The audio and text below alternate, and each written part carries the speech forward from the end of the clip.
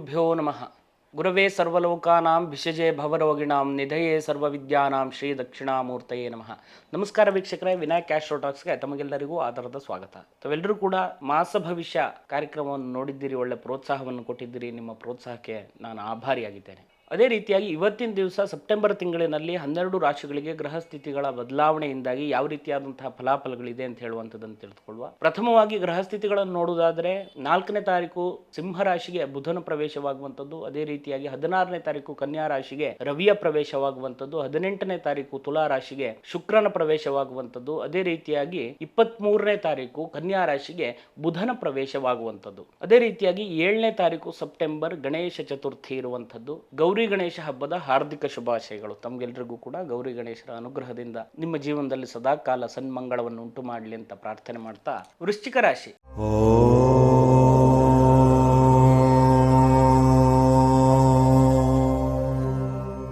ವೃಶ್ಚಿಕ ರಾಶಿಯವರಿಗೆ ಈ ತಿಂಗಳಿನಲ್ಲಿ ಯಾವ ರೀತಿಯಾದಂತಹ ಫಲಾಫಲಗಳು, ಗೋಚಾರ ಫಲಗಳಿದೆ ಅಂತ ಹೇಳುವಂಥದ್ದನ್ನು ತಿಳಿದುಕೊಳ್ಳುವ.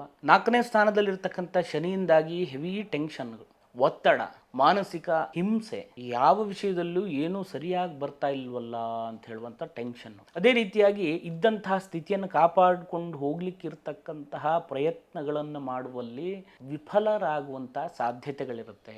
ನಿಮ್ಮ ಓವರ್ ಕಾನ್ಫಿಡೆನ್ಸು ನಿಮಗೆ ಮುಳ್ಳಾಗುವಂಥ ಸಾಧ್ಯತೆಗಳಿರುತ್ತೆ. ಸ್ವಲ್ಪ ಜಾಗ್ರತೆಯಿಂದ ಬಂದಂತಹ ಪರಿಸ್ಥಿತಿಗಳನ್ನು ಅಥವಾ ಬಂದಂತಹ ಒಂದು ವ್ಯವಸ್ಥೆಗಳನ್ನು ಸರಿಯಾಗಿ ಗಡಿಬಿಡಿ ಬೀಳದೇನೆ ಯೋಚನೆ ಮಾಡಿಕೊಂಡು ಮುಂದುವರೆದ್ರೆ ಒಳ್ಳೆ ರೀತಿಯಾದಂಥ ಫಲವನ್ನು ನೀವು ಈ ಸಂದರ್ಭದಲ್ಲಿ ಕಾಣಬಹುದು. ಇನ್ನು ಪಂಚಮ ಸ್ಥಾನದಲ್ಲಿರತಕ್ಕಂಥ ರಾಹುವಿನಿಂದಾಗಿ ಯಾವ ವಿಷಯದಲ್ಲಿ ಕೂಡ ಏಕಮುಖವಾದಂತಹ ನಿರ್ಧಾರಗಳನ್ನು ತಗೊಳ್ಳಿಕ್ಕೆ ಕಷ್ಟವಾಗಬಹುದು ಮತ್ತು ಮಕ್ಕಳ ಒಂದು ಆರೋಗ್ಯದಲ್ಲಿರಬಹುದು, ವಿದ್ಯಾಭ್ಯಾಸಕ್ಕೆ ಸಂಬಂಧಪಟ್ಟಿರ್ತಕ್ಕಂಥ ವಿಷಯದಲ್ಲಿರಬಹುದು, ಲೌಕಿಕವಾದಂತಹ ವಿಷಯದಲ್ಲೇ ಹೆಚ್ಚು ಮುಂದುವರಿಯುವಂತಹ ಸಾಧ್ಯತೆಗಳಿರುತ್ತೆ. ಅನಾವಶ್ಯಕವಾದಂತಹ ವಿಷಯಗಳಲ್ಲಿ ಸಣ್ಣ ಪುಟ್ಟ ವಿಷಯಗಳನ್ನು ಕೂಡ ತಲೆಗೆ ತೆಕ್ಕೊಂಡು ತುಂಬಾ ಯೋಚನೆ ಮಾಡಿ ಸಮಯವನ್ನ ವ್ಯರ್ಥ ಮಾಡಿ ಮನಸ್ಥಿತಿಗಳನ್ನು ಹಾಳು ಮಾಡಿಕೊಳ್ಳುವಂತ ಸಾಧ್ಯತೆಗಳಿರುತ್ತೆ.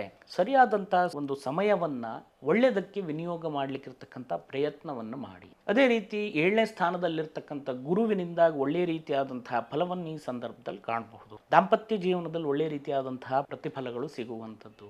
ವಿವಾಹಕ್ಕೋಸ್ಕರವಾಗಿ ಪ್ರಯತ್ನ ಮಾಡ್ತಾ ಇರುವವರಿಗೂ ಕೂಡ ಒಳ್ಳೆಯ ಫಲವನ್ನು ಕಾಣುವಂಥದ್ದು, ಒಳ್ಳೆಯ ಸಂಬಂಧಗಳು ಕೂಡ ಬರುವಂಥದ್ದು. ದಾಂಪತ್ಯ ಜೀವನದಲ್ಲಿ ಇನ್ನೂ ಹೆಚ್ಚಿಗೆ ಸಂಬಂಧಗಳು ಬಿಗಿ ಆಗುವಂಥ ಸಾಧ್ಯತೆಗಳಿರುತ್ತೆ. ಪಾರ್ಟ್ನರ್ಶಿಪ್ ಬಿಸ್ನೆಸ್ನಲ್ಲಿಯೂ ಕೂಡ ಉತ್ತಮ ರೀತಿಯಾದಂತಹ ಫಲವನ್ನು ಈ ಸಂದರ್ಭದಲ್ಲಿ ಕಾಣಬಹುದು. ಇನ್ನು ಅಷ್ಟಮ ಸ್ಥಾನದಲ್ಲಿರ್ತಕ್ಕಂತಹ 6ನೇ ಮನೆ ಅಧಿಪತಿಯು ನಿಮ್ಮ ರಾಶ್ಯಾಧಿಪತಿಯು 8ನೇ ಮನೆಯಲ್ಲಿರುವಂಥದ್ದು. ಸ್ವಲ್ಪ ವಾಹನವನ್ನು ಓಡಿಸುವಾಗಿರಬಹುದು, ಯಂತ್ರಗಳನ್ನು ನಡೆಸುವಾಗಿರಬಹುದು, ಅಥವಾ ಎತ್ತರದ ಪ್ರದೇಶಗಳಲ್ಲಿ ಸಂಚರಿಸುವಾಗಿರಬಹುದು, ಅಂದ್ರೆ ಟ್ರಕ್ಕಿಂಗ್ ಇತ್ಯಾದಿಗಳನ್ನು ಮಾಡುವಾಗಿರಬಹುದು, ನೀರಿನಲ್ಲಿ ಈಜುವಾಗಿರಬಹುದು, ಅಥವಾ ಸಾಹಸದ ಕಾರ್ಯಗಳನ್ನು ಕೈಗೆತ್ತಿಕೊಳ್ಳುವಾಗ ಮುಂಜಾಗ್ರತೆ ಕ್ರಮಗಳನ್ನು ನೀವು ಇಟ್ಟುಕೊಂಡು ಹೋದರೆ ಒಳ್ಳೆಯ ರೀತಿಯಾದಂತಹ ಫಲವನ್ನು ಈ ಸಂದರ್ಭದಲ್ಲಿ ಕಾಣಬಹುದು. ಮತ್ತು ಕೋಪಕ್ಕೆ ನಿಮ್ಮ ಬುದ್ಧಿಯನ್ನು ಕೊಡದೇನೆ ಸರಿಯಾಗಿ ವಿವೇಚನಾ ಶಕ್ತಿಯಿಂದ ನಿಮ್ಮ ಒಂದು ಕಾರ್ಯಗಳನ್ನು ನಡೆಸ್ಕೊಂಡು ಹೋದರೆ ಒಳ್ಳೆಯ ಪ್ರತಿಫಲವನ್ನು ಈ ಸಂದರ್ಭದಲ್ಲಿ ಕಾಣಬಹುದು. ಅದೇ ರೀತಿಯಾಗಿ ಕರ್ಮಸ್ಥಾನ 10ನೇ ಸ್ಥಾನದಲ್ಲಿರ್ತಕ್ಕಂತಹ ರವಿ ಮತ್ತು ಬುಧನಿಂದಾಗಿ ನಿಮ್ಮ ಕೆಲಸ ಕಾರ್ಯಗಳಲ್ಲಿ ಒಳ್ಳೆಯ ರೀತಿಯಾದಂತಹ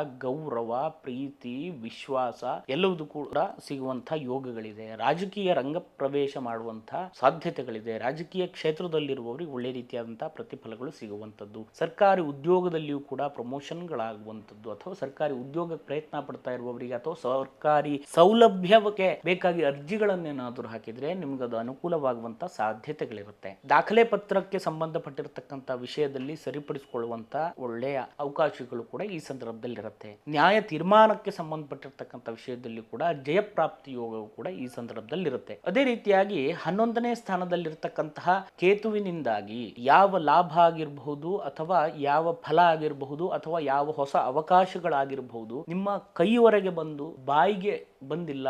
ಊಟ ಮಾಡುವಾಗ ತುತ್ತನ್ನು ಕೈವರೆಗೆ ತಕೊಂಡು ಬಾಯಿಗೆ ಇಡ್ಲಿಕ್ಕಾಗಿಲ್ಲ ಅಂದ್ರೆ ಏನು ಫಲ ಹೇಳಿ? ಆ ರೀತಿ ಆಗುವಂತ ಸಾಧ್ಯತೆಗಳಿರುತ್ತೆ. ಲಾಭಾಂಶ ಬರುವಾಗ ಎಲ್ಲ ವಿಘ್ನ ಬರುವಂಥದ್ದು, ಅನಾವಶ್ಯಕವಾದಂತಹ ಅಪವಾದಗಳು ಬರುವಂಥದ್ದು. ಮಾಡ್ತಾ ಇರುವಂತಹ ಕೆಲಸ ಕಾರ್ಯಗಳಲ್ಲಿ ಸಣ್ಣ ಪುಟ್ಟ ವಿಷಯ ಇದ್ರೂ ಕೂಡ ಅದನ್ನ ಎತ್ತಿ ತೋರಿಸುವಂಥದ್ದಿರಬಹುದು, ಗೌರವಕ್ಕೆ ಚ್ಯುತಿ ತರುವಂಥದ್ದಿರಬಹುದು, ಅಥವಾ ನಿಮ್ಮ ಹಿಂದ್ಗಡೆ ನಿಮಗೆ ಗೊತ್ತಿಲ್ದಿರ ಕೆಲವಷ್ಟು ವಿರೋಧ ಕಾರ್ಯಗಳನ್ನು ಮಾಡುವಂಥದ್ದಿರಬಹುದು, ಮತ್ಸರಗಳನ್ನು ನಿಮ್ಮ ಮೇಲೆ ಮಾಡುವಂಥದ್ದಿರಬಹುದು, ಅಥವಾ ಅಪಪ್ರಚಾರಗಳನ್ನು ನಿಮ್ಮ ಮೇಲೆ ಮಾಡುವಂಥದ್ದಿರಬಹುದು, ಶತ್ರುಗಳಿಂದ ಪೀಡೆ ಹೆಚ್ಚಾಗುವಂಥದ್ದು, ಟೆನ್ಷನ್ ಜಾಸ್ತಿ ಆಗುವಂಥದ್ದು, ಯಾವುದನ್ನ ಏನು ಮಾಡಬೇಕು ಮಾಡಬೇಕು ಅಂತ ಹೇಳುವಂಥದ್ದು ಬಗೆಹರಿದೇ ಇರುವಂತಹ ಸ್ಥಿತಿಯೂ ಕೂಡ ಈ ಸಂದರ್ಭದಲ್ಲಾಗಿರುತ್ತೆ. ಅನಾವಶ್ಯಕ ಖರ್ಚು, ಯಾಕೆಂತ ಹೇಳಿದ್ರೆ ವ್ಯಯಾಧಿಪತಿಯು ಸಪ್ತಮಾಧಿಪತಿ ಆಗಿರ್ತಕ್ಕಂಥ ಶುಕ್ರ ವ್ಯಯಸ್ಥಾನದಲ್ಲಿ ತನ್ನ ನೀಚ ರಾಶಿಯಲ್ಲಿ ನಿಂತ್ಕೊಂಡಿರೋದ್ರಿಂದಾಗಿ ಲಾಭಾಂಶ ಎಷ್ಟು ಬಂದರೂ ಖರ್ಚು, ಎಲ್ಲಿಂದ ದುಡಿತೇವೆ, ಎಷ್ಟು ಖರ್ಚಾಗುತ್ತೆ ನಿಮ್ಗೆ ಗೊತ್ತಾಗಲ್ಲ, ಲೆಕ್ಕ ನೀಡಕ್ಕಾಗಲ್ಲ. ಎಲ್ಲ ಕಣಕ್ಕೊಕ್ಕೆಯೂ ನಿಷ್ಫಲಂ, ಎಷ್ಟು ಲೆಕ್ಕಾಚಾರ ಮಾಡಿದ್ರು ಕೊನೆಗೆ 0 ಅಂತಾದ್ರೆ ಏನ್ ಲೆಕ್ಕಾಚಾರ ಮಾಡಿ ಏನ್ ಪ್ರಯೋಜನ,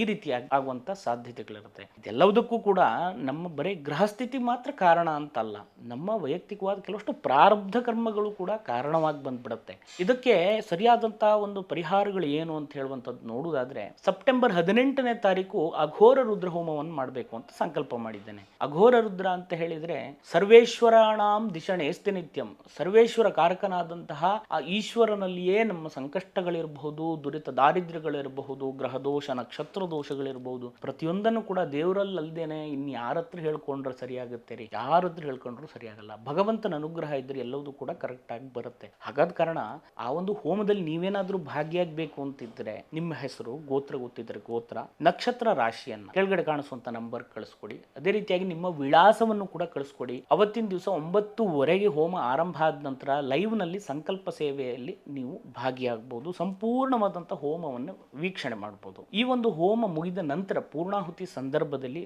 ಸರ್ವರೂ ಕೂಡ ಭಗವಂತನಲ್ಲಿ ಪ್ರಾರ್ಥನೆಯನ್ನು ಮಾಡಿಕೊಳ್ಳಿ. ಆ ಹೋಮದ ಪ್ರಸಾದವನ್ನ ನಿಮ್ಮ ಮನೆಗೆ ಕಳಿಸ್ಕೊಡುವಂತ ವ್ಯವಸ್ಥೆಯನ್ನು ನಾನು ಮಾಡ್ತೇನೆ. ಈ ಹೋಮದಲ್ಲಿ ಭಾಗಿಯಾಗಲಿಕ್ಕೆ ಒಂದು ಸಣ್ಣ ಮೊತ್ತವನ್ನು 1,001 ರೂಪಾಯಿಯನ್ನ ಕೆಳಗೆ ಕಾಣಿಸುವಂತ ನಂಬರ್ಗೆ ಫೋನ್ ಪೇ ಮುಖಾಂತರವಾಗಿ ಕಳಿಸ್ಕೊಟ್ರೆ ಹೋಮದಲ್ಲಿ ಭಾಗಿಯಾಗಬಹುದು. ಈ ಒಂದು ಅವಕಾಶವನ್ನು ತಾವೆಲ್ಲರೂ ಕೂಡ ಉಪಯೋಗಿಸ್ಕೊಳ್ತೀರಿ ಅಂತ ನಾನು ಭಾವಿಸಿದ್ದೇನೆ. ಅದೇ ರೀತಿಯಾಗಿ 12ನೇ ಸ್ಥಾನಕ್ಕೆ ಶುಕ್ರನು ಬರುವಾಗ ಪಾಪಂ ವೇಂಚ ಪತನಂ ನಿರಯೇ ವಾಮಮಂಬಕಂ ಸ್ಥಾನಭ್ರಂಶಂಚ ವೈಕಲ್ಯಂ ದ್ವಾದಶೇನ ವಿಚಿಂತಯೇ. 12ನೇ ಸ್ಥಾನ ಪಾಪ ಸ್ಥಾನ, ಅಂದ್ರೆ ನಿಮ್ಮ ಕೈಲಿ ಯಾವ ಕೆಲಸ ಕಾರ್ಯಗಳನ್ನು ಮಾಡಿಸಬಾರ್ದು ಅಂತಿರುತ್ತೋ ಅದೆಲ್ಲವೂ ಕೂಡ ನೀವು ಮಾಡಬೇಕಾದ ಪರಿಸ್ಥಿತಿಗಳು ತಂದು ಒಡ್ಡುವಂತ ಸಾಧ್ಯತೆಗಳಿರುತ್ತೆ. ಪತನ, ನೀವಿರ್ತಕ್ಕಂಥ ಸ್ಥಾನ ಮಾನ ಗೌರವ ಕೀರ್ತಿ ಲಾಭ ಇತ್ಯಾದಿಗಳೆಲ್ಲವೂ ಕೂಡ ಚ್ಯುತಿಗಳು ಬರುವಂತ ಸಾಧ್ಯತೆಗಳಿರುತ್ತೆ. ಅಂದ್ರೆ ಶತ್ರುಗಳು ವಿರೋಧಿಗಳು ಅತಿಯಾಗಿ ಜಾಸ್ತಿ ಆಗುವಂತ ಸಾಧ್ಯತೆಗಳಿರುತ್ತೆ. ಈ ಒಂದು ವಿಷಯದಲ್ಲಿ ಸ್ವಲ್ಪ ಜಾಗ್ರತೆಯಿಂದಿರಿ. ಭಗವಂತನನ್ನ ಪ್ರಾರ್ಥನೆ ಮಾಡಿ, ಖಂಡಿತವಾಗಿ ಭಗವಂತನ ಅನುಗ್ರಹದಿಂದ ಸರ್ವ ಮಂಗಳ ನಿಮ್ಗುಂಟಾಗ್ಲಿ ಅಂತ ಹೇಳುವಂತ ಪ್ರಾರ್ಥನೆಯನ್ನು ನಾನು ಮಾಡ್ತೇನೆ.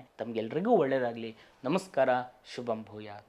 ವೀಕ್ಷಕರೇ, ಸಾಕಷ್ಟು ಜನ ನಾನಾ ರೀತಿಯಾದಂತಹ ಸಕಲ ಸಂಕಷ್ಟಗಳಿದೆ, ಕಷ್ಟ ನಷ್ಟಗಳಿದೆ, ಯಾವ ರೀತಿಯಾದಂತಹ ಪರಿಹಾರಗಳನ್ನು ಮಾಡ್ಕೊಳ್ಬೇಕು ಗೊತ್ತಾಗ್ತಾ ಇಲ್ಲ, ಅಥವಾ ಯಾವ ರೀತಿ ನಾವು ಮುಂದುವರಿಬೇಕು ಗೊತ್ತಾಗ್ತಾ ಇಲ್ಲ ಅಂತ ಹೇಳ್ತಾ ಇದ್ರಿ. ಪ್ರತ್ಯೇಕವಾದಂತಹ ಸರಿಯಾದಂತಹ ನಿಮ್ಮ ಜಾತಕ ಇದ್ರೆ ಜಾತಕ, ಅದಲ್ಲ ಅಂತಾದ್ರೆ ವ್ಯಕ್ತಿಗತವಾದಂತಹ ಚಿಂತನೆಯಿಂದ ಬಂದಂತಹ ಸಮಸ್ಯೆಯನ್ನು ಅರ್ಥಕೊಂಡು ಪರಿಹಾರವನ್ನು ನಾವು ಮಾಡ್ಕೊಳ್ಬಹುದು. ನೀವು ಫೋನ್ ಮುಖಾಂತರವಾಗಿ ಸಾಕಷ್ಟು ಜನ ಕೇಳ್ತಾ ಇದ್ದೀರಿ, ಫೋನ್ ಮುಖಾಂತರವಾಗಿ ನಾವು ಉತ್ತರ ಕೊಡಕ್ ಆಗಲ್ಲ ಆ ವಿಷಯಗಳ ಬಗ್ಗೆ. ನೇರವಾಗಿ ಬಂದ್ರೆ ನಾವು ಅದಕ್ಕೆ ಬೇಕಾದಂತಹ ಪರಿಹಾರವನ್ನ ಕಂಡುಕೊಳ್ಳಬಹುದು. ಅದೇ ರೀತಿಯಾಗಿ ಸಾಮಾನ್ಯ ಜನರಿಗೂ ಕೂಡ ಈ ಜ್ಯೋತಿಷ್ಯ ಶಾಸ್ತ್ರ ಅಂತ ಹೇಳುವಂಥದ್ದು ಬರೇ ದುಡ್ಡಿರುವವರಿಗಷ್ಟೇ ಅಲ್ಲ, ಅಥವಾ ದುಡ್ಡು ಇಲ್ಲದೆ ಇರುವವರಿಗೆ ಇಲ್ಲ ಅಂತ ಹೇಳುವಂಥದ್ದು ಅಲ್ಲ. ಜ್ಯೋತಿಷ್ಯ ಶಾಸ್ತ್ರ ದುಬಾರಿಯೂ ಅಲ್ಲ, ಜ್ಯೋತಿಷ್ಯ ಶಾಸ್ತ್ರ ಅಗ್ಗವೂ ಅಲ್ಲ. ಹಾಗಾಗಿ ಎಲ್ರಿಗೂ ಕೂಡ ಪರಿಹಾರ ಮಾಡಲಿಕ್ಕೆ ಇರ್ತಕ್ಕಂಥ ಅವಕಾಶಗಳು ಸಿಗಲಿ ಅಂತ ಹೇಳುವಂಥ ದೃಷ್ಟಿಯಿಂದ ಸೆಪ್ಟೆಂಬರ್ 18ನೇ ತಾರೀಕು ಅಘೋರ ರುದ್ರ ಹೋಮವನ್ನು ಸಂಕಲ್ಪ ಮಾಡಿದ್ದೇನೆ. ಈ ಮೊದಲು ವಿಡಿಯೋದಲ್ಲಿ ನಾನು ಹೇಳಿರೋ ಪ್ರಕಾರವಾಗಿ ಯಾರ್ಯಾರಿಗೆ ಭಾಗವಹಿಸಬೇಕು ಅಂತ ಹೇಳುವಂತಹ ಮನಸ್ಸಿದೆ ಅವರೆಲ್ಲರೂ ಕೂಡ ಕೆಳಗೆ ಕಾಣಿಸುವಂಥ ನಂಬರ್ಗೆ ನಿಮ್ಮ ಹೆಸರು, ನಕ್ಷತ್ರ, ರಾಶಿ, ಗೋತ್ರ, ಅದೇ ರೀತಿ ವಿಳಾಸವನ್ನು ಕಳಿಸ್ಕೊಡಿ. 1,001 ರೂಪಾಯಿ ಸಣ್ಣ ಮೌಲ್ಯ ಇರುತ್ತೆ, ಅದನ್ನು ನೀವು ಪಾವತಿಸಬೇಕಾಗುತ್ತೆ. ಪ್ರಸಾದವನ್ನು ನಾನು ಕಳಿಸ್ಕೊಡ್ತೇನೆ. ಪ್ರಸಾದವನ್ನು ಪ್ರತಿನಿತ್ಯ ಧಾರಣೆ ಮಾಡಿ ಭಗವಂತನನ್ನ ಮೊರೆ ಹೋಗಿ, ಅದನ್ನು ಬಿಟ್ಟು ಅರ್ಧ ಗಂಟೆಲಿ ಪರಿಹಾರ, 1 ಗಂಟೆಲಿ ಪರಿಹಾರ, ಇವೆಲ್ಲ ಏನು? 24 ಗಂಟೆಲಿ ಪರಿಹಾರ, ಇವೆಲ್ಲ ಆಗದೇ ಇರುವಂಥ ವಿಷಯಗಳು. ಇದರಲ್ಲಿ ಈಗಾಗಲೇ ಸಾಕಷ್ಟು ಜನ ದುಡ್ಡನ್ನು, ಸಮಯವನ್ನ ಎಲ್ಲ ಕಳ್ಕೊಂಡಿರ್ತೀರಿ. ಸ್ವಲ್ಪ ವಿವೇಚನೆಯಿಂದ ಯೋಚನೆ ಮಾಡಿಕೊಂಡು ಸರಿಯಾದಂತಹ ಒಂದು ದಾರಿಯಲ್ಲಿ ಪರಿಹಾರವನ್ನು ಕಂಡುಕೊಳ್ಳಿ. ಇದರಿಂದಾಗಿ ಜ್ಯೋತಿಷ್ಯ ಶಾಸ್ತ್ರಕ್ಕೂ ಅಪವಾದ ಬಂದ್ಬಿಡುತ್ತೆ, ದೇವರ ಮೇಲೂ ವಿರಕ್ತಿ ಬಂದ್ಬಿಡುತ್ತೆ. ಇದೆಲ್ಲ ಯಾಕೆ? ತಾವೆಲ್ಲರೂ ಕೂಡ ಈ ಒಂದು ವಿಶೇಷವಾಗಿ ಹೋಮದಲ್ಲಿ ಭಾಗಿಯಾಗಿ ಭಗವಂತನ ಕೃಪೆಗೆ ಪಾತ್ರರಾಗಿ ಅಂತ ಈ ಮೂಲಕವಾಗಿ ನಾನು ಕೇಳ್ಕೊಳ್ತಾ ಇದ್ದೇನೆ. ಈ ಒಂದು ವಿಶೇಷವಾಗಿರ್ತಕ್ಕಂಥ ಹೋಮದ ಪ್ರಯೋಜನವನ್ನು ತಾವೆಲ್ಲರೂ ಕೂಡ ಪಡ್ಕೊಳ್ಳಿ. ತಮಗೆಲ್ಲರಿಗೂ ಒಳ್ಳೆಯದಾಗಲಿ. ನಮಸ್ಕಾರ. ಶುಭಂ ಭೂಯಾತ್.